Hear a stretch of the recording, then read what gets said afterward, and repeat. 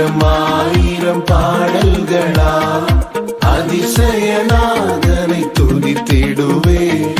ஆனந்த கீதம் பாடிடுவேன், நான் ஆனந்த கீதம் பாடிடுவேன். ஆயிரம் ஆயிரம் பாடல்களா